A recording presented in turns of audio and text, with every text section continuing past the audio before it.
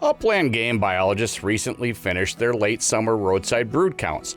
We're visiting with upland game biologist RJ Gross to go over those numbers and what hunters can expect this fall during the pheasant season. I'm Mike Anderson with the North Dakota Game and Fish Department.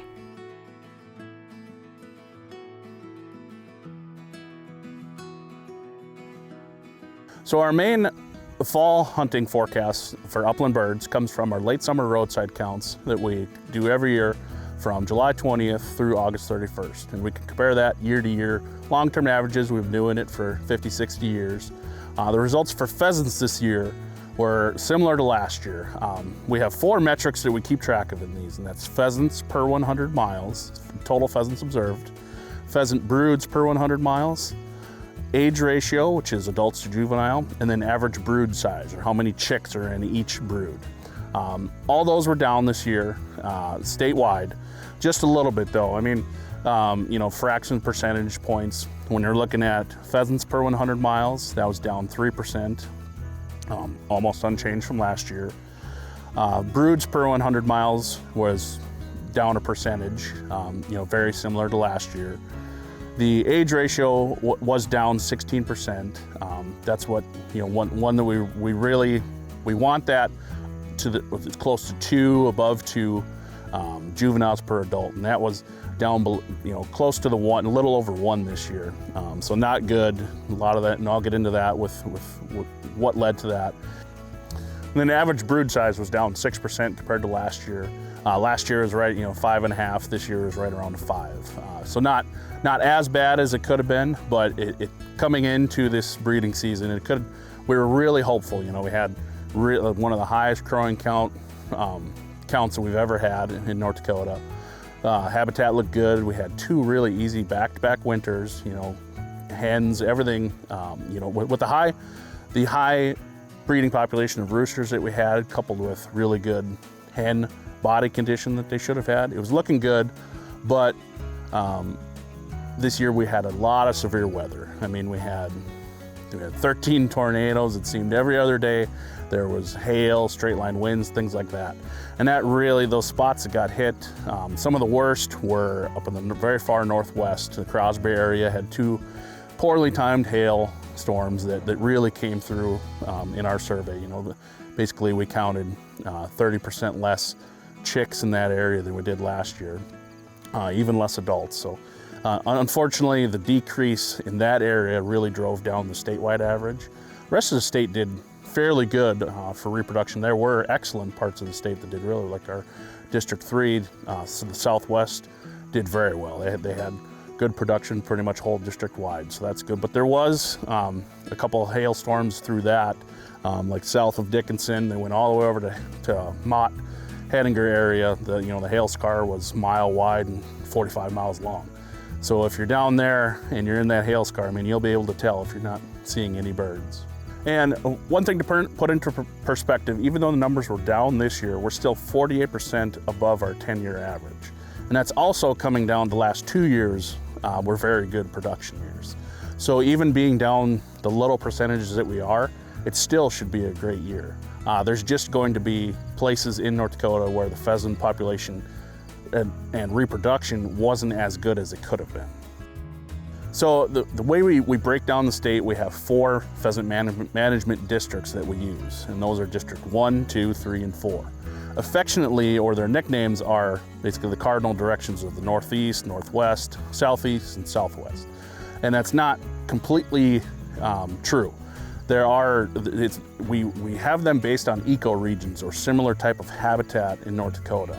So, some of the counties in the northeast do bleed over into the northwest, but again, it's just based off of ecoregions. The cardinal directions are just their affectionate names or nicknames.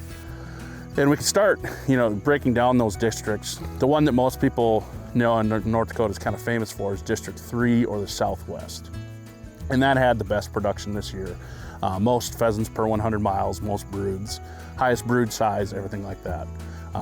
And like I did mention earlier, that there were a couple of hailstorms that went through there, so you'll see decreased production in those, but the rest of it did very well.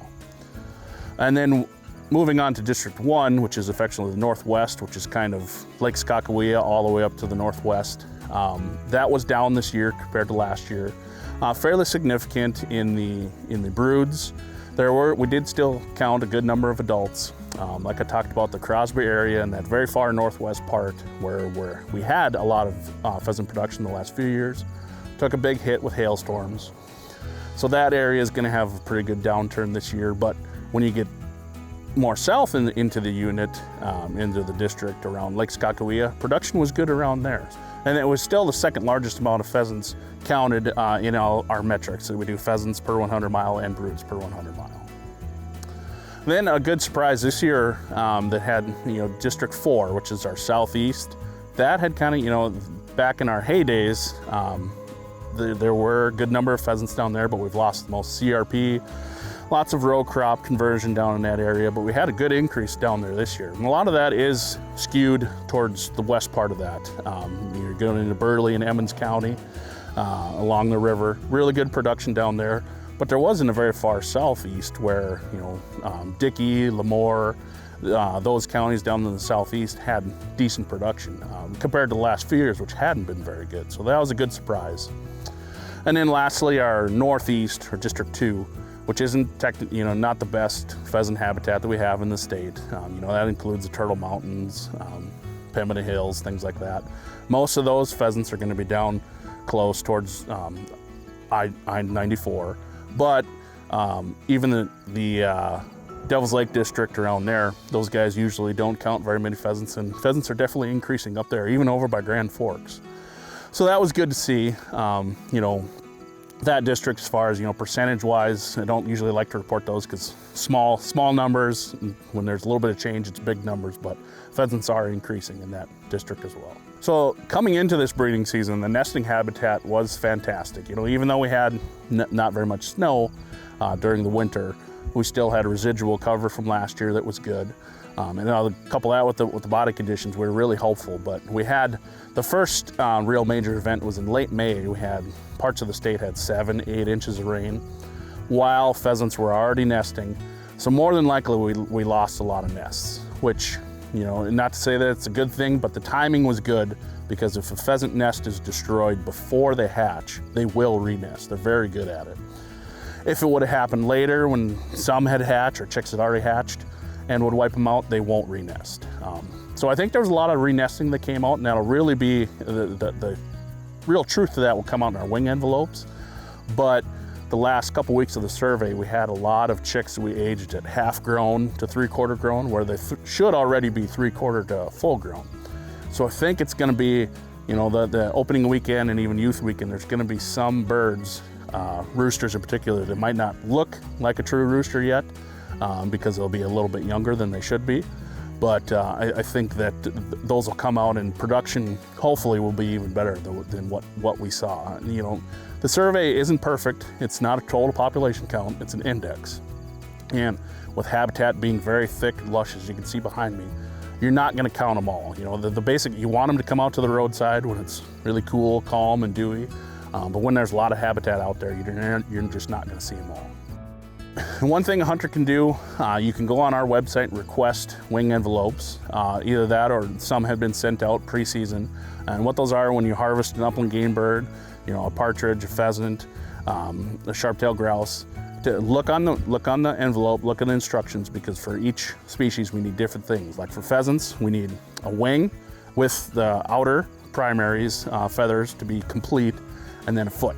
And we can tell juvenile, adult, and from those we can backdate it from the date that it's harvested, and also put the county on there so that we can see from date of harvest when it was hatched. And we use things like that for our haying dates, management practices, CRP, everything like that. One thing for hunters to remember, be aware of, ever-changing conditions. It could be dry out. You don't want to park your hot truck in tall, dry grass. That's how you can start a fire, especially if it's windy, things like that. Harvest time is coming for a lot of things. Don't block the road. Don't block an approach to a field. If you pick up your spent shotgun shells, pick up any litter, things like that. Just be considerate. Treat the land as it was your own. It's important to keep the good hunter and landowner relationship going, you know, and we could even, it needs improving in some areas. So leave gates as you found it. If there's cows out, you know, try and track down who it is, things like that. Just remember, be considerate, treat the land with respect. The overall message to hunters, there's still a lot of pheasants that are out there. Even though it's down than last year, you gotta remember, compared to, you know, 10-year average, we're 48% above that. The last couple years, yes, have been really good production, but you know, last year we had the highest harvest we had since 2016. So it's still outlook for the fall, even though it could have been fantastic, it's still going to be really good hunting.